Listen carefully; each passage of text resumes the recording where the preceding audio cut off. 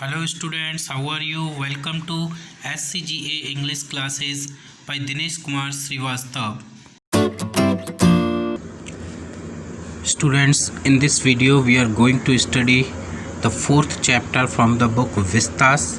The name of the chapter is Should Wizard Hit Mommy? And the writer of this chapter is John Fear Updike, or in short we can say John Updike is the author or writer of this chapter.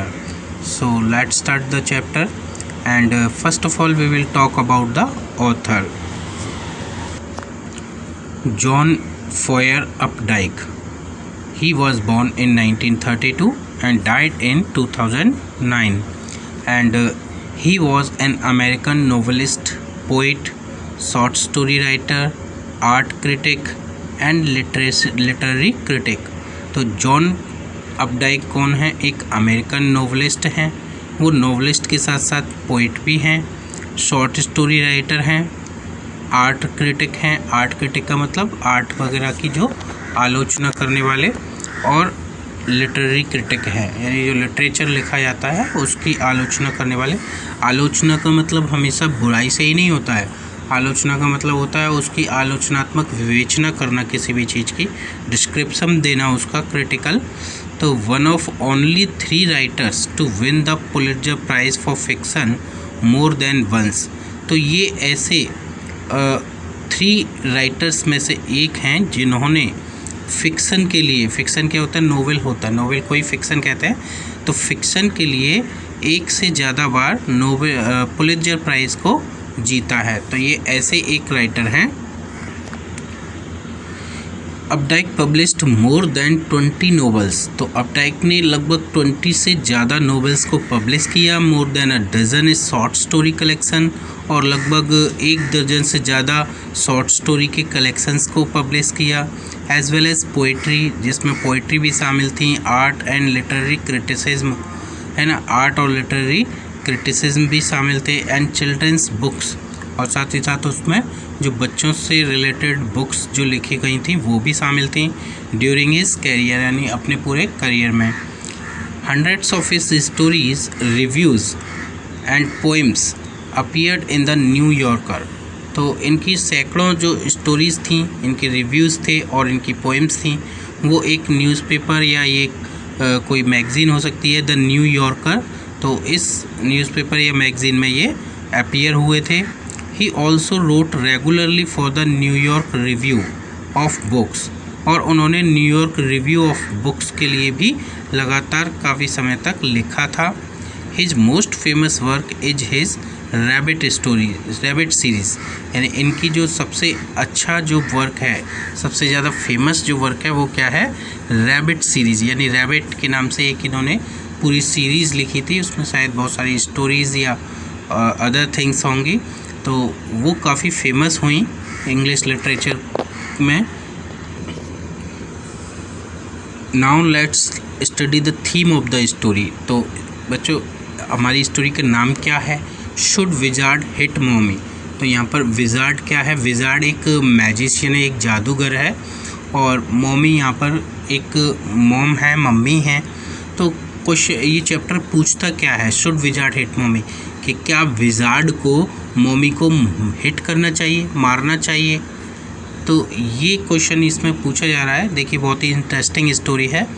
तो सबसे पहले theme of the story पढ़ लेते हैं. The story deals with a certain moral issues and with the adult complexes that clash with childish innocence.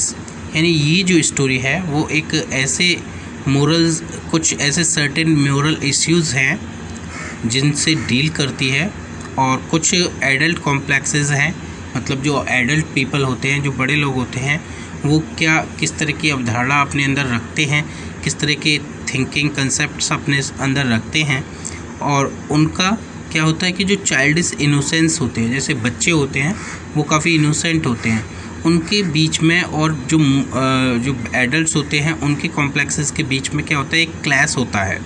तो इसी moral issue को ये हमारी स्टोरी डील करती है. Father Jack tells stories to his daughter Jo. यहाँ पर एक इस स्टोरी में हम पढ़ेंगे कि एक फादर हैं जिनका नाम जैक है और वो उनकी एक बेटी है जिसका नाम जो है। तो वो उसको क्या सुनाते हैं, स्टोरी सुनाते हैं, influenced by his own childhood experience. और जो स्पेशली उनके अपने ही जो बचपन के जो एक्सपीरियंसेस होते हैं, उनके जो अनुभव होते हैं, उन्हीं से ही इन्फ्लुएंस्ड होती हैं, प्रभावित होती हैं फेलियर से एंड कॉम्प्लेक्सेस से। On the other hand his daughter lives in her own world. और दूसरी तरफ उसकी जो बेटी है ना, वो अपनी खुद की दुनिया में रहती है। उसे वो मतलब पापा के या उस तरह की कहानियों को उतना पसंद नहीं करती है ना। और उसकी दुनिया कैसी है, फैंटेसी की है, यानी कल्पना वाली है ना, इमेजिनेशंस वाले। जैसे बच्चे जो होते हैं वो अक्सर फैंटेसी में ही जीते हैं, उनके अंदर कल्पना शक्ति ज़्यादा होती है और वो कल्पनाओं में जीते हैं। And does not want to come out of it. और वो अपनी इस फैंटेसी से बाहर नहीं निकलना चाहती है, वो इसी फैंटेसी में ही जीना चाहती है। She feels the pain of being rejected by the playmates when Roger Skunk is rejected due to his bad smell। तो वो काफ़ी पेन फील करती है, यानी काफ़ी उसे पेन महसूस होता है जब रिजेक्शन का पेन फील होता है। जब क्या होता है कि रोजर स्कंक यहाँ पर एक स्टोरी में है ना, एक कैरेक्टर है या हम पढ़ेंगे, तो वो उसको उसके प्लेमेट्स के द्वारा, उसके जो साथी थे जो उसके साथ खेलते थे, उनके द्वारा रिजेक्ट कर दिया जाता है। किस वजह से, उसकी बैड स्मेल की वजह से। The story highlights the point that the children also have their egos. और ये जो कहानी है वो ये हाईलाइट करती है कि जो बच्चे होते हैं उनका भी अपना ईगो होता है, आइडेंटिटीज़ होती हैं, उनके अपने व्यूज़ होते हैं और एटीट्यूड्स होते हैं। The ending of the story also highlight the fact that the children must understand that one must accept one's identity and gracefully accept the way we are created by God। तो जो ending of the story है वो हमको ये highlight करती है, इस fact को या इस सच्चाई को हाईलाइट करती है कि जो चिल्ड्रन हैं उनको ये समझना चाहिए, क्या समझना चाहिए कि one must accept one's identity, कि एक किसी भी व्यक्ति को अपनी आइडेंटिटी को एक्सेप्ट करना चाहिए, जो वो है उसको एक्सेप्ट करना चाहिए। And gracefully accept the way, और बड़े ही ग्रेसफुली तरीके से यानी शानदार तरीके से वो तरीके को एक्सेप्ट करना चाहिए जिसमें वी आर क्रिएटेड, यानी जिस तरीके से हमको क्रिएट किया गया है बाय गॉड, यानी ईश्वर के द्वारा। कहने का मतलब है कि ईश्वर ने हमें जिस स्थिति में पैदा किया है ना, हमें फैंटेसी में नहीं जीना चाहिए, है ना। फैंटेसी मतलब कल्पना होना ज़रूरी है, इमेजिन करना ज़रूरी है, पर इमेजिन के साथ करने के साथ साथ हम जिस स्थिति में, जिस सर्कमस्टेंस में पैदा हुए हैं, तो हमें उसको भी सही मानना चाहिए, उसे भी सही मान करके ही अपने बारे में और भी ज़्यादा कुछ सोचना चाहिए। तो इस स्टोरी में हम देखेंगे कि हमें एक स्टोरी के अंदर दूसरी स्टोरी दिखाई देगी। So let's start the main story of the chapter, should wizard hit mommy by John Updike. तो देखते हैं, देखिए, before you read, here is a story about the world view of a little child. तो यहाँ पर जो कहानी है वो एक लिटिल चाइल्ड का वर्ल्ड व्यू दिखाती है, उसका एटीट्यूड या आउटलुक दिखाती है। And difficult moral questions raises during the story session with her father. और अपने फादर के साथ में जो उसका स्टोरी सेशन चलता है तो उसमें वो क्या मोरल क्वेश्चंस को उठाती है उसके बारे में इस कहानी में हम पढ़ेंगे। और स्पेशली इस कहानी के अंदर ही, इस चैप्टर के अंदर ही एक चैप्टर है या कहें कि एक कहानी है। तो शुरू करते हैं। In the evenings and for Saturday naps like today's, Jack told his daughter Jo a story out of his head. यानी इन द इवनिंग्स यानी कि शाम के समय, एंड फॉर सैटरडे नैप्स, और सैटरडे नैप्स के दौरान यानी शनिवार के दिन, नैप्स का मतलब झपकी लेते हुए, जब जब झपकी ली जाती हैं उस दौरान, लाइक टुडेज ठीक आज की तरह, Jack told his daughter Jo a story, Jack अपनी बेटी जो को एक स्टोरी सुनाता था, है ना, कैसी, आउट ऑफ हिज हेड, जो कहाँ से आती थी, वो अपने मन से बना करके। आउट ऑफ हिज हेड का मतलब यहाँ से क्या है कि मन से बना करके, यानी कोई कहीं से पहले से सुनी सुनाई स्टोरी वो नहीं सुनाता था, है ना, अपने मन से ही तुरंत एक नई स्टोरी बना करके वो बच्चे को सुना देता था। This custom begin when she was 2, और ये जो कस्टम थी, यानी एक परंपरा कह सकते हैं, रिवाज कह सकते हैं, वो कब शुरू हुई थी, लगभग तब जब जो उसकी बेटी है, जो वो जब 2 ईयर की थी, 2 साल की थी, and was it self now nearly 2 years old. और ये जो कस्टम है, यानी कि ये जो रिवाज है, वो भी अब कितने साल की हो चुकी है, 2 साल की हो चुकी है। यहाँ पर देखिए उसकी बेटी को नहीं बताया कि 2 साल की हो चुकी है, कौन 2 साल की हो चुकी है, ये कस्टम 2 साल की हो चुकी है। तो इससे हमें पता क्या चल रहा है कि जो बेटी है वो अब कितने साल की हो गई है, 4 साल की, क्योंकि जब वो 2 साल की थी तब उसके पिता ने उसको कहानी सुनाना स्टार्ट किया था, और कहानी सुनाते सुनाते अब उसको 2 साल हो चुके हैं। यानी जो हर सैटरडे को उसको जो कहानी सुनाने की जो प्रोसेस है, उसको चलते चलते कितना समय हो चुका है, 2 साल हो चुके हैं, 2 ईयर्स हो चुके हैं। और ये शुरू कब हुई थी, जब उसकी बेटी 2 ईयर्स की थी। तो दोनों को मिला के क्या हो गया, 4 ईयर्स की उसकी बेटी हो गई। And is had felt empty, और लगातार 2 ईयर्स तक वो लगातार अपनी बेटी को कुछ ना कुछ कहानी सुनाता रहा है। तो इस वजह से क्या हुआ है, उसका जो हैड है वो पूरी तरह से एम्प्टी हो गया। यानी वो ये महसूस करता है कि अब उसके माइंड में कोई भी ऐसी स्टोरी नहीं है कि जो वो नई स्टोरी बना सके और अपनी बेटी को सुना सके। तो each new story was a slight variation of a basic tale, और वो जो कहानी सुनाता था अपनी बेटी को, उसमें क्या होता था कि हर जो नई स्टोरी होती थी वो एक बेसिक टेल, जो वो उसने पहले सुनाई हुई कहानियाँ हैं, उन्हीं का ही एक हल्का सा, स्लाइट का मतलब हल्का सा वेरिएशन होता था, यानी परिवर्तित रूप होता था। यानी उसी स्टोरी में वो थोड़ा सा चेंज करके और वो उसको सुना देता था। और क्या होती थी वो अक्सर स्टोरी, स्मॉल क्रीचर, जिसमें वो बताता कि एक स्मॉल क्रीचर है, कोई प्राणी है जिसका नाम यूजुअली नेम्ड रॉजर, जिससे वो अक्सर रॉजर के नाम से बोलता था। और उसमें रॉजर के साथ में वो अलग अलग लगा देता था नाम, जैसे रॉजर फिश लगा दिया, कभी रॉजर स्क्विरल लगा दिया, कभी रॉजर चिपमंक लगा दिया। तो ये अलग अलग जो है वो नाम लगा देता था। स्टोरी वो लगभग सेम ही रहती थी, बस कैरेक्टर बदल जाता था कि वो कैरेक्टर कभी रॉजर फिश होती थी, कभी रॉजर स्क्विरल होती थी। तो इस तरह से केवल कैरेक्टर वो बदल देता था।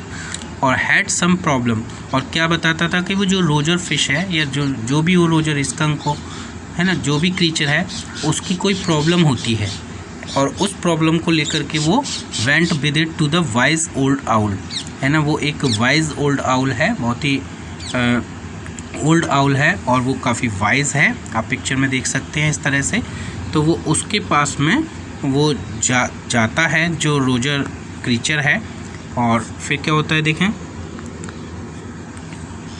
The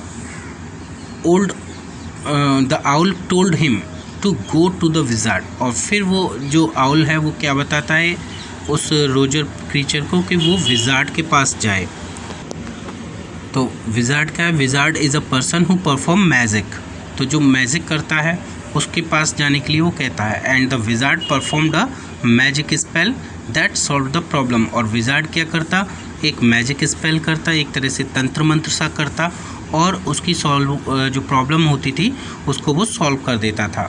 demanding in payment in number of pennies greater than the number that Roger creature had, और इसके बदले में वो क्या डिमांड करता उससे, पेमेंट के रूप में जो कुछ पेनीज़, है ना, पेनीज़ एक तरह की करेंसी होती है, तो वो कुछ पेनीज़ को डिमांड करता, और ये इनकी जो संख्या होती वो क्या होती, ग्रेटर मतलब अधिक होती उससे, जितना कि रॉजर क्रीचर के पास में, उसके पास जो पेनीज़ होती थी उससे कहीं ज़्यादा वो डिमांड करता। But in the same breath directing the animal to a place where the extra pennies could be found. तो पहले तो जो रॉजर क्रीचर है वो शायद वो ये कहता कि मेरे पास तो भाई इतनी पेनीज़ है नहीं, तो वो फिर क्या करता, वही विजार्ड उसको डायरेक्ट करता, यानी उसको एक तरह से रास्ता बताता कि वो किसी एक एनिमल के पास जाए, और वहाँ पर उसको एक्स्ट्रा पेनीज़ जो बची हैं, यानी जितनी उसे और चाहिए, वो उसको मिल सकती हैं। तो वो एक ऐसी जगह बता देता, एक ऐसे एनिमल के पास भेज देता जहाँ से रोजर क्रीचर को एक्स्ट्रा जो पेनीज थी जो उसे देनी थी वो मिल जाती। फिर क्या होता, then Roger was so happy he played many games with other creatures, और इस तरह से वो एक्स्ट्रा पेनी उसको दे देता विजार्ड को और उसकी प्रॉब्लम सॉल्व हो जाती। और फिर प्रॉब्लम सॉल्व होने के बाद में रोजर इतना ज़्यादा हैप्पी होता कि वो अपने जो फ्रेंड्स थे, जो अदर क्रीचर्स थे, उनके साथ में मिलकर के गेम्स खेलता and went home to his mother, और फिर उसके बाद अपनी मदर के पास में जाता just in time to hear the train whistle, और ठीक उसी समय जब जो ट्रेन की विसल थी वो सुनाई देती थी। यानी जो पहले ट्रेन चलती थी तो अब भी चलती है, तो ट्रेन का जो सीटी बजती है तो उसकी आवाज़ सुनाई देती थी। तो जैसी आवाज़ सुनाई देती थी वो अपनी माँ के पास पहुँचता था। That brought his daddy from Boston, और ये जो ट्रेन होती थी है ना, जो सीटी बजाते हुए आती थी, वो उसके डैडी को बोस्टन से उनके घर लेकर के आती थी। मतलब उसके फादर साइड डेली अपने जॉब के लिए बोस्टन जाते होंगे, और शाम को जब ट्रेन की आवाज़ आती तो उनको पता चलता था कि अब डैडी आने वाले हैं बोस्टन से। फिर क्या होता देखें, तो Jack described their supper and the story was over. और फिर जैक क्या करता, जैक को ना यहाँ पर जो का फादर जो उसको स्टोरी सुना रहा है, तो वो अपनी स्टोरी में फिर क्या करता कि जो वो लोग भोजन करते हैं, यानी जो रोजर क्रीचर था और उसके फादर मदर ये सब मिल करके अपना सपर का मतलब शाम का भोजन करते and the story was over, और ये स्टोरी पूरी फिनिश हो जाती, ख़त्म हो जाती। तो आपको समझ में आया स्टूडेंट? मैं एक बार फिर से आपको समझाता हूँ कि जो अपनी बेटी को स्टोरी सुनाता है, और वो किसकी स्टोरी सुनाता है, एक रोजर क्रीचर की। रोजर क्रीचर को कोई प्रॉब्लम होती है, वो अपनी प्रॉब्लम लेकर के एक ओल्ड आउल के पास में जाता है। तो जो आउल है वो उसको बताता है कि एक विजार्ड है, तुम उसके पास चले जाओ, वो तुम्हारी प्रॉब्लम को सॉल्व करेगा। तब रोजर क्रीचर उस विजार्ड के पास में जाता है और विजार्ड उसकी प्रॉब्लम को सॉल्व कर देता है मैजिक स्पेल से, लेकिन वो उसके बदले में उससे कुछ पेनीज मांगता है, और वो ज़्यादा होती हैं। रोजर क्रीचर के पास उतनी पेनीज नहीं होती, लेकिन साथ ही साथ वो उसको वो रास्ता बता देता है जहाँ से वो इतनी पेनीज को हासिल कर सकता है। फिर रोजर क्रीचर वहाँ से वो पेनीज हासिल कर लेता है, और पेनीज हासिल करके उसको दे देता है, और वो उसकी प्रॉब्लम सॉल्व कर देता है। इस तरह वो अपने फ्रेंड्स के साथ खेलता है, और खेलते हुए जब ट्रेन की आवाज़ आती है तो वो अपने घर पे आ जाता है, और उसके डैडी उस ट्रेन से अपने घर आ रहे होते हैं, और फिर शाम को सब लोग मिल कर के भोजन करते हैं, और इस तरह से जैक उस स्टोरी को ख़त्म कर देता है।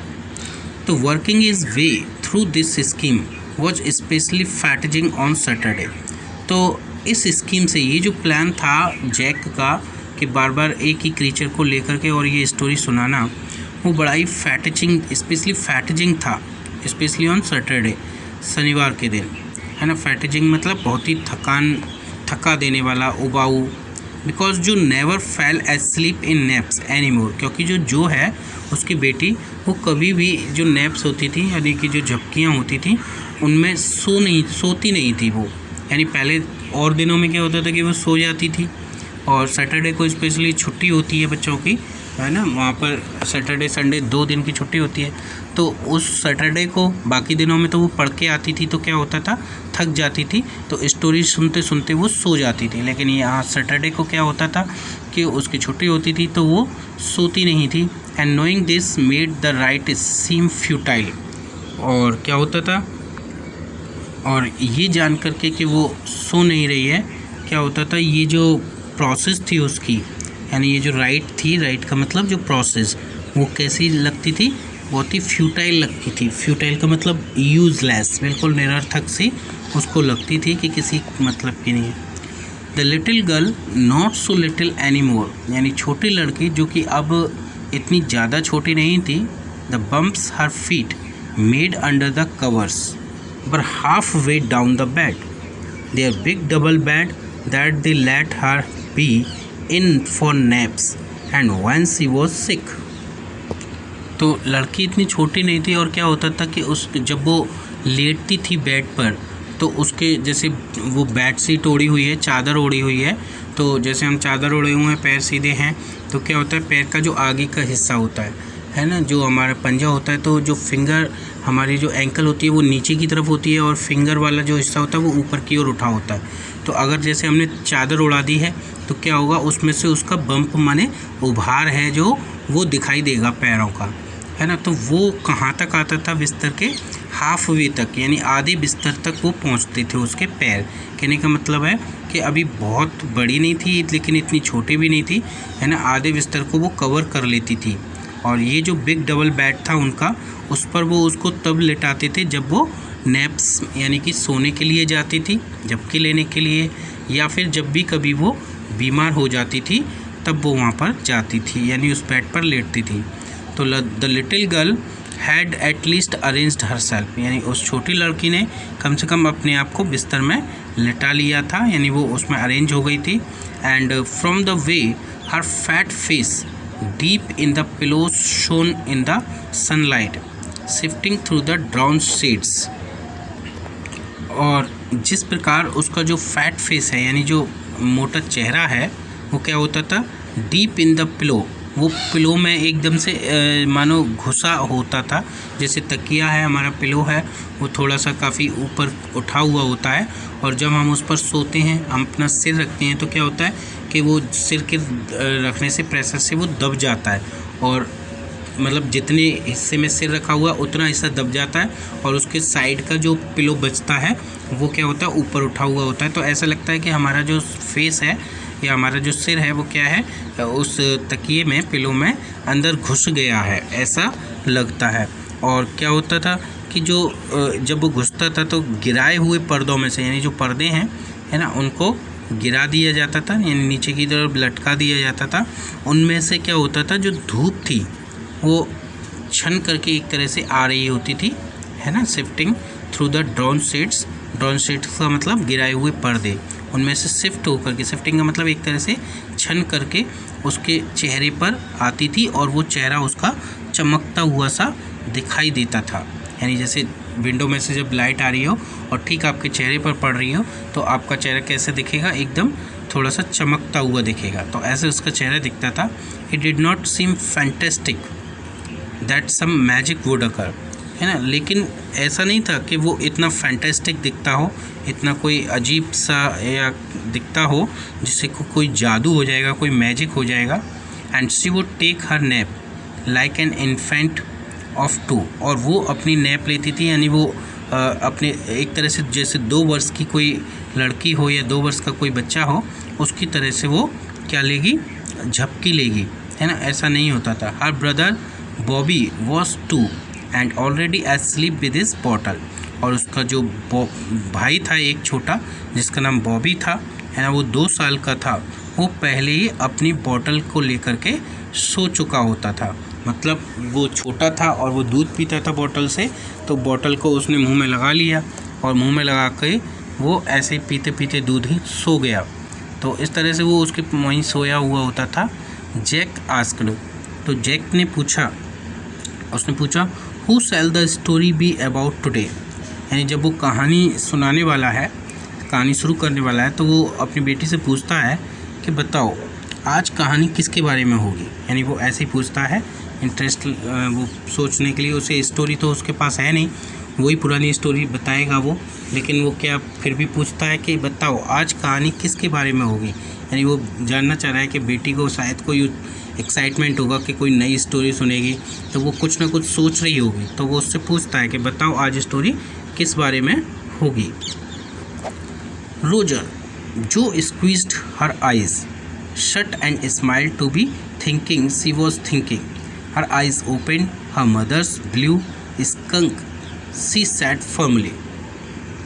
तो क्या हुआ, जो ने एकदम, यानी उसकी बेटी ने एकदम से बोला, पहले नाम लिया रोजर, क्योंकि वो हमेशा रोजर क्रीचर की ही कोई ना कोई कहानी सुनाता था, रोजर फेस, रोजर चिपमंग, तो आज भी वो रोजर की सुनाएगा। तो उसने एकदम से बोल दिया रोजर, लेकिन रोजर के साथ में क्या है, उसने क्या किया, पहले स्क्वीज डराई अपनी आँखों को तेज़ी से बंद किया, उसके बाद में वो स्माइल किया उसने, और ऐसे सोच रही थी वो कि मानो वो सोच रही हो, यानी ऐसे सोचने लगी जैसे एक सोचने जैसी स्थिति में अपना फेस बना लिया, अपनी आंखें बंद करके एकदम से, और फिर उसने अपनी आंखें खोली और उसकी जो आंखें थी बिल्कुल उसकी जो मदर की आंखें थी, अपनी मदर की आंखों जैसी बिल्कुल नीली आंखें थीं।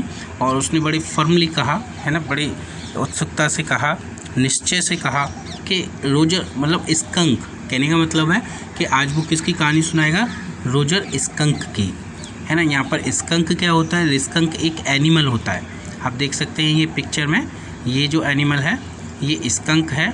और ये किस तरह का एनिमल है, ये ऐसा एनिमल है जिससे बहुत ही बदबू आती है, बुरी, यानी इसके पास अगर कोई खड़ा हो तो उस पर्सन को बहुत ज़्यादा बुरी बदबू आएगी। तो एक ऐसा क्रीचर है ये स्कंक। इन न्यू एनिमल, है ना, एक नया एनिमल था ये। They must talk about skunks at nursery schools. तो जैक ने सोचा शायद ये बच्चे क्या होगा कि जो नर्सरी स्कूल में अपने स्कंक नाम के इस क्रीचर के बारे में शायद बात करते होंगे। तो having a fresh hero momentarily stirred Jack to creative enthusiasm.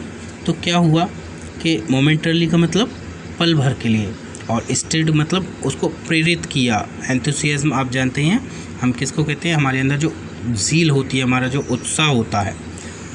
और क्रिएटिव का मतलब रचनात्मक। तो क्या हुआ, जैसे ही उसने ये नाम सुना कि उसकी बेटी ने ही उसको नए एक क्रीचर का नाम दे दिया है, तो क्या हुआ कि वह एक नया एक हीरो पा करके जैक बहुत ही ज़्यादा जो रचनात्मक उसका जो एंथुसियाज्म था, जो उसका जोश था, उससे वो एक तरह से प्रेरित हो गया, भर गया।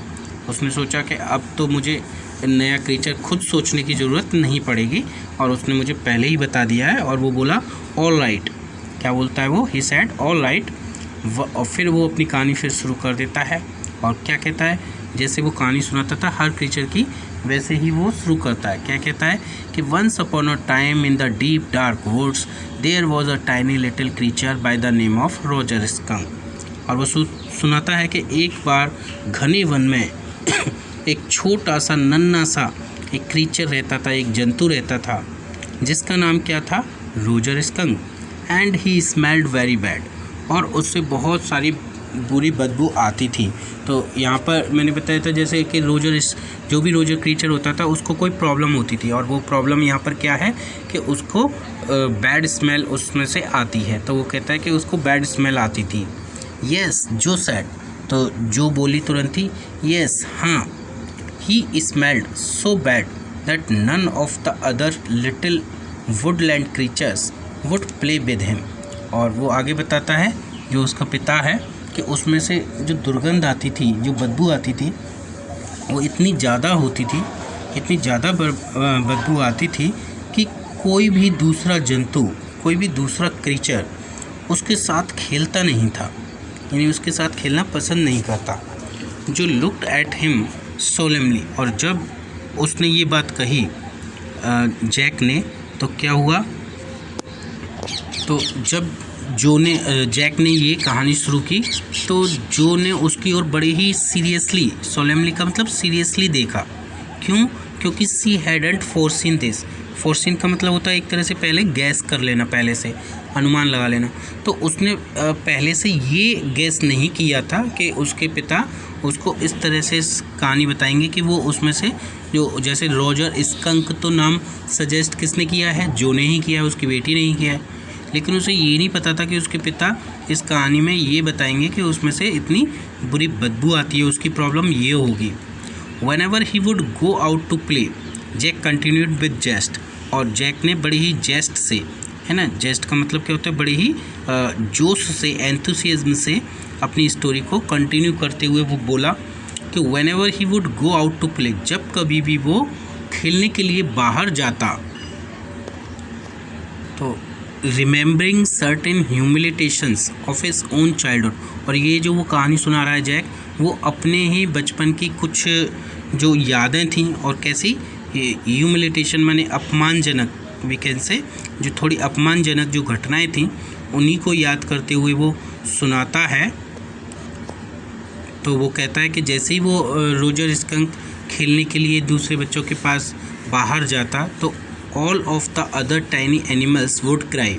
तो क्या होता कि दूसरे जो टाइनी एनिमल्स थे, यानी जो छोटे छोटे नन्हे नन्हे पशु थे, वो ज़ोर ज़ोर से कहने लगते, ओ here comes Roger skunk, Roger sticky skunk and they would run away। और वो क्या कहते कि देखो ये स्टिकी स्कंक आ गया। स्टिकी का मतलब स्मेलिंग विद स्मेल वाला, यानी बैड स्मेल वाला। तो वो कहते अरे हटो, देखो ये रोजर स्कंक आ गया, स्टिकी स्कंक यानी बदबूदार स्कंक आ गया। एंड क्या होता, वो सभी लोग भाग जाते, सारे लोग वहाँ से भाग जाते, कहीं दूसरी जगह जाके खेलने लगते। And Roger Skunk would stand he there all alone. और फिर वहाँ रोजर स्कंक क्या होता कि वो वहाँ अकेले ही खड़ा रह जाता। सारे के सारे उसके जो साथी थे वो भाग जाते, वो अकेला रह जाता। And 2 little round tears would fall from his eyes. और फिर क्या होता कि उसकी आँखों से 2 छोटे छोटे जो गोल आंसू हैं वो आँखों से टपकने लगते। The corners of Jo's mouth dropped down and her own lip bent forward as he traced with a forefinger along the side of her nose the curse of one of Roger Skunk's tear। तो क्या होता, इतना सुनने के बाद में जो के माउथ का जो कॉर्नर है, यानी उसके जैसे फेस होता है, तो जो हमारे लिप्स होते हैं उसके जो कॉर्नर होते हैं लिप्स के, है ना, वो क्या होते, ड्रॉप्ड डाउन यानी नीचे की ओर गिर जाते हैं। जैसे बच्चे दुखी से हो जाते हैं तो वो अपना फेस इस तरह बना लेते हैं कि जो हमारे लिप्स के जो कॉर्नर हैं वो नीचे की ओर डाउन हो जाते हैं। And her lower lip bent forward, और उसका जो नीचे का जो लिप था, होठ था, वो नीचे की ओर आगे की ओर झुक जाता है, वो ऐसे झुका लेती है। कब, जब ही ट्रेस्ड विद द 4 फिंगर, यानी जब जैक क्या करता है अपनी 4 फिंगर से, अपनी पहली वाली उंगली से along the side of a knows, है ना, उसकी जो नोज थी, है ना, उसकी बेटी की जो नोज थी उस पर उंगली रखते हुए curse of one Roger Skunk's tear, यानी रोजर स्कंक के टीयर का जो रास्ता कि कैसे गिरता है, वो क्या करता था अपनी फिंगर से अपनी बेटी की नोज के पास में आँखों से लेकर नोज तक ऐसे उंगली नीचे की ओर एक लाइन सी जैसे बना रहा हो, इस तरह से उंगली से वो कर देता और उसको ये बताता कि इस तरह से उसके आंसू निकल आते थे। जब वो सारे क्रीचर उससे दूर भाग जाते थे तो रोजर स्कंक के आंसू इस तरीके से निकल आते थे। वो उसकी बेटी पर ऐसे हाथ करके अपनी फिंगर से बनाता था। तो क्या होता था कि जो का जो फेस है वो भी दुखी सा हो जाता था। और फिर उसकी बेटी एकदम से कहती, won't he see the owl, she asked in a high and faintly roughened voice, यानी वो बहुत ही ऊंची और faintly roughened voice, roughened का मतलब कुछ रूखी सी आवाज़ में फिर वो बोलती कि want he see the owl, क्या वो आउल से मिलने नहीं जाएगा? क्योंकि उसको तो पता था कि जब भी उसकी स्टोरी में अगर किसी भी तरह से वो कोई क्रीचर होता तो वो उसकी प्रॉब्लम होती तो वो हमेशा किसके पास जाता था, आउल के पास। तो यहाँ पर भी वो बोली कि क्या वो आउल के पास नहीं जाएगा Roger Skunk. Sitting on the bed beside her, Jack felt the covers tug as her legs switched tensely. तो जो के पास में बिल्कुल बैठते हुए जैक ने महसूस किया, क्या महसूस किया कि जो कवर्स थे, जो चादर थी, टग का मतलब हो गया वो एकदम पुल हार्ड, कस के खिंचे जाना, तो वो कस के खिंच गई थी, है ना, स्विच्ड टेंसली, और वो क्या हो गई थी, कस के खिंच गई थी और उसमें क्या हो गया था, थोड़ी सी टेंस, मतलब काफ़ी वो परेशान सी दिखने लगी थी तनाव से, है ना, जो उसके अंदर जो तनाव आया था या वो थोड़ी टेंशन में थी, उससे वो काफ़ी खिंची हुई सी दिख रही थी। ही वॉज प्लीज्ड, वो काफ़ी खुश महसूस किया उसने, जैक ने काफ़ी खुश महसूस किया विद दिस मोमेंट, तो इस मोमेंट में उसने काफ़ी खुश महसूस किया। He was telling her something true, क्योंकि वो उसे इस बार कुछ ट्रू माने कुछ सही स्टोरी सुना रहा था, यानी सच्चाई सुना रहा था। समथिंग सी मस्ट नो, और कुछ ऐसी चीज़ जो उसको जाननी चाहिए थी, यानी उसकी बेटी को जाननी चाहिए थी। And had no wish to hurry on, और साथ ही साथ एक ऐसी कि उसे जल्दी करने की इच्छा नहीं थी, है ना। But downstairs a chair scraped, लेकिन तभी क्या हुआ, नीचे उसके जहाँ पे वो सुना रहा था जिस कमरे में, उसके नीचे एक और कमरा था, तो उस कमरे में से एक कुर्सी के खड़खड़ाने की एकदम से या कहें कि खिसकने की जो है आवाज़ एकदम से आती है। And he realised he must get down to help Clare paint the living room woodwork. और फिर उसने महसूस किया, है ना, जब ये आवाज़ आई तो उसने महसूस कर लिया कि उसे नीचे जाकर जो कमरा है उसमें लकड़ी के सामान पर जो उसकी वाइफ है, वाइफ का नाम है क्लेयर, वो क्या कर रही है, पेंट कर रही है। तो उसने सोचा कि उसको नीचे जाकर वुडवर्क पर यानी लकड़ी के फर्नीचर पर पेंट करने में उसकी मदद उसे करनी चाहिए, उसने ऐसा सोचा। While he walked along very sadly and came to a very big tree. लेकिन उसने ऐसा सिर्फ सोचा है कि मदद करने वो जाए, लेकिन वो जाता नहीं है और वो अपनी कहानी कंटिन्यू कर देता है। वो कहता है कि well he walked along very sadly and came to a very big tree. वो कहता है कि वो रोजर स्कंक की कहानी शुरू कर देता है। वो कहता है अच्छा, तो वो जो रोजर स्कंक है वॉक्ड अलॉन्ग वेरी सैडली, यानी वो बहुत ही दुखी होकर के आगे चलता है ना। और चलता हुआ वो कहाँ आता है, एक बहुत बड़ा पेड़ है, उस पेड़ के पास में वो आता है। And in the tip top of the tree was an enormous wise old owl. और टिप टॉप पर यानी पेड़ की जो सबसे ऊंची टहनी है उस पर एक बड़ा सा वाइज ओल्ड आउल, बुद्धिमान एक बूढ़ा उल्लू है, वो बैठा हुआ होता था। गुड। तो वो कहती है, उसकी बेटी कहती है बहुत बढ़िया, यानी कि वो ये जैसा वो कह रही थी कि वो उल्लू के पास नहीं जाएगा, तो उसने वही बात बता दी कि वो उल्लू के पास पहुंचता है। तो वो कहती है बहुत बढ़िया। तो mister owl Roger skunk said, तो रोजर स्कंक उससे कहती है कि mister owl all the other little animals run away from me because I smell so bad. तो रोजर स्कंक मिस्टर आउल को अपनी प्रॉब्लम बताता है। वो कहता है कि दूसरे जितने भी लिटिल एनिमल्स हैं वो मुझसे दूर भाग जाते हैं क्योंकि मुझसे बहुत ही बुरी बदबू आती है। So you do, the old owl said. तो ओल्ड आउल ने भी क्या कहा, हाँ ये बात तो है, वो तो आ रही है तुमसे, वेरी वेरी बैड, और ये बहुत ज़्यादा बुरी है। What can I do, Roger skunk said. तो रोजर स्कंक बोला तो फिर मैं क्या करूं। And he cried very hard, और वो जोर जोर से रोने लगा कि मैं क्या करूं, मुझसे इतनी बुरी बदबू आती है। द विजार्ड जो shouted and set right up and a little golden book spilled from the bed. और जैसा कि जो चिल्लाई और चिल्ला करके बोली विजार्ड विजार्ड, यानी उसको पता था, क्योंकि उसकी कहानी में हमेशा क्या होता था कि उल्लू उसको बताता था कि वो विजार्ड के पास जाए। तो ऐसे ही जो को पता था तो वो जोर जोर से चिल्लाती है कि wizard wizard. And set right up, और वो उठ करके बिल्कुल बैठ गई, यानी पहले वो लेटी हुई थी और इस बात पर वो बैठ गई। A little golden book spilled from the bed, और एक छोटी सी गोल्डन कलर की एक बुक थी, वो उसके बेड में से स्लिप होकर के यानी फिसल करके बाहर की तरफ आ गई। Now Jo daddy is telling the story, do you want to tell daddy the story. तो उसके पिता कहते हैं, जो कहते हैं अब देखो डैडी कहानी सुना रहे हैं, क्या तुम डैडी को कहानी सुनाना चाहती हो। यानी उसने वो बार बार बीच में बोल रही है ना, पहले से ही उसे पता है, तो वो कह देती है विजार्ड। तो अब उसके डैडी कहते हैं कि आपको डैडी स्टोरी सुना रहे हैं, तो तुम क्या चाहती हो कि तुम डैडी को स्टोरी सुनाओगी। तो वो कहती है नो यू मी, नहीं आप मुझे सुनाएंगे। Then lie down and be sleepy. तो वो उठ कर के बैठ गई थी ना, उसके पिता चाह रहे थे कि वो कहानी सुनते सुनते सो जाए, लेकिन वो बैठ गई और वो बोलने लगी विजार्ड विजार्ड, बोले कि अब तुम मुझे कहानी सुनाओगे क्या। तो फिर वो मना कर देती है। तो वो कहता है कि तो फिर लेट जाओ एंड बी स्लीपी, और सोने की कोशिश करो झपकी लो। Her heads relapsed into the pillow and she said out of your head.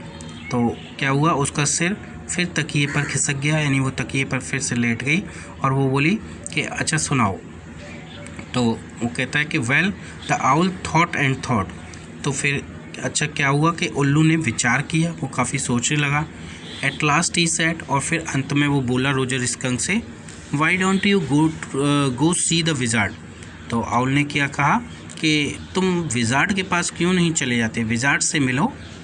Daddy, तो उसने जो ने क्या बोला कि डैडी, यानी वो शायद ये कहना चाह रही हो कि मैं तो यही बता रही थी कि आपको कि वो विजार्ड के पास जाने के लिए कहेगा।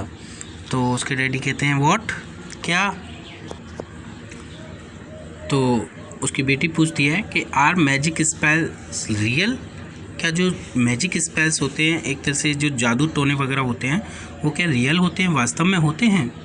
This was a new face, और ये परिवर्तन हो गया था, यानी कुछ नया फेज शुरू हो गया था, एक नई अवस्था थी। Just this last month a reality phase, और ये पिछले महीने में एक रियल फेज था, एक रियलिटी था, एक वास्तविकता की अवस्था थी, यानी पहले कभी उसने इस तरह से नहीं पूछा था। When he told her spider eat bugs, she turned to her mother and asked. तो जब उसने अपनी बेटी को बताया था कि जो स्पाइडर्स हैं वो ईट बग्स, वो बग्स को खाती हैं, बग्स का मतलब जो कीट पतंगे वगैरह होती हैं उनको खाती हैं, तो क्या हुआ था कि she turn to her mother and asked, तो वो अपनी माँ की तरफ मुड़ी और उसने माँ से पूछा था, डू दे रियली, क्या वो वास्तव में ऐसा करते हैं। And when Claire told her God was in the sky and all around them, और जब उसकी माँ ने उसको बताया, क्लेयर ने उसको बताया कि जो ईश्वर हैं वो आकाश में हैं और हमारे चारों ओर हैं। She turn to her father and insisted, तो वो अपने पिता की ओर मुड़ी और इंसिस्टेड का मतलब उसको जोर देते हुए उससे बोली, with a sly yet eager smile, is he really.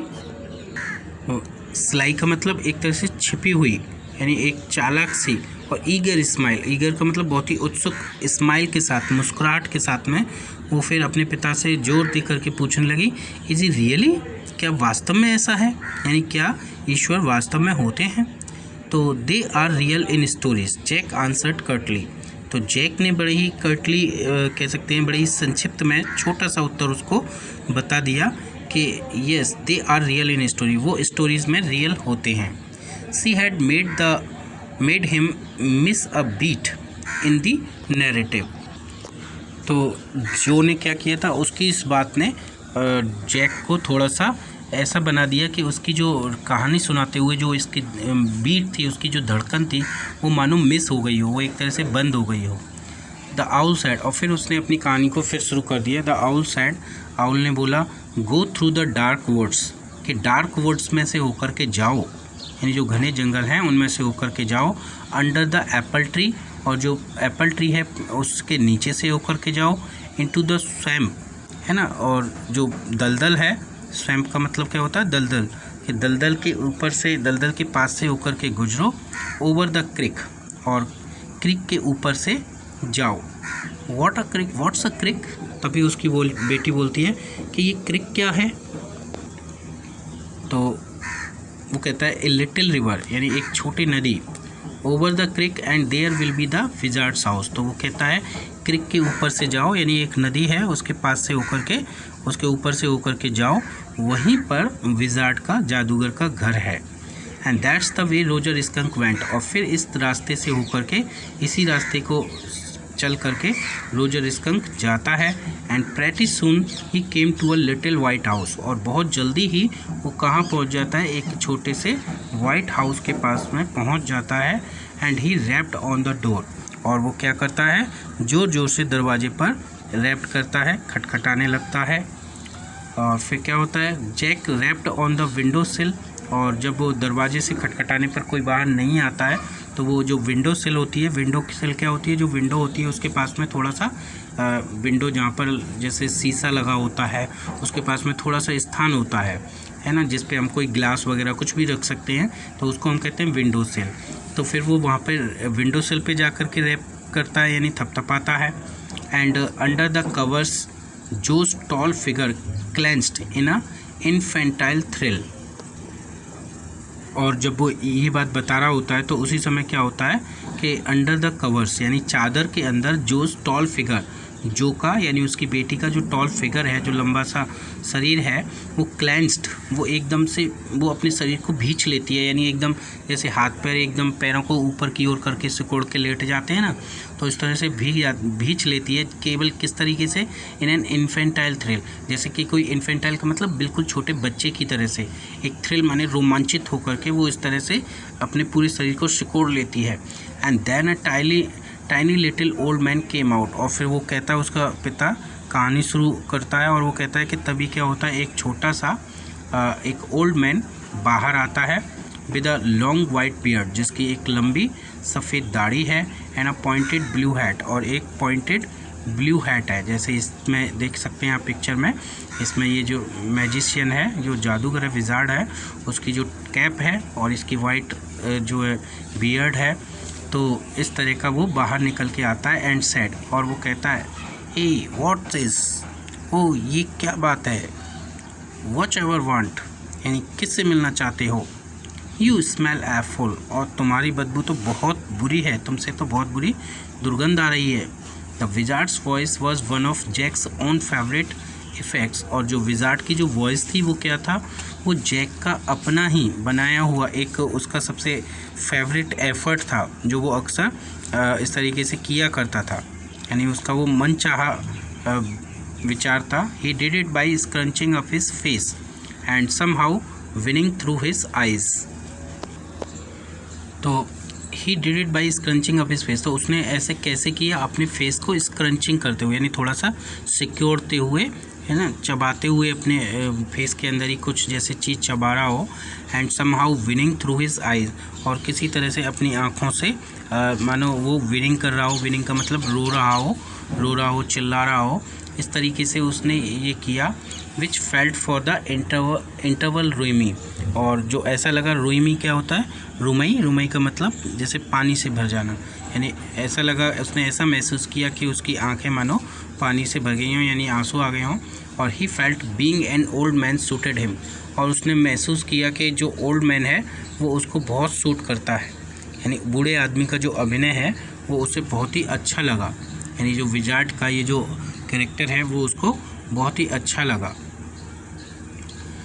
I know it, Roger skunk said, तो रोजर स्कंक ने उससे कहा कि हाँ, मैं इस बात को जानता हूँ कि मुझसे बहुत बुरी बदबू आती है, and all the little animals run away from me, और सारे के सारे जो लिटिल एनिमल हैं जिनके साथ मैं खेलता हूँ वो मुझसे दूर भाग जाते हैं। The enormous wise owl said you could help me, और इनॉमस जो बड़ा सा जो आउल है, बुद्धिमान उल्लू है, उसने मुझे बताया कि आप मेरी मदद कर सकते हो।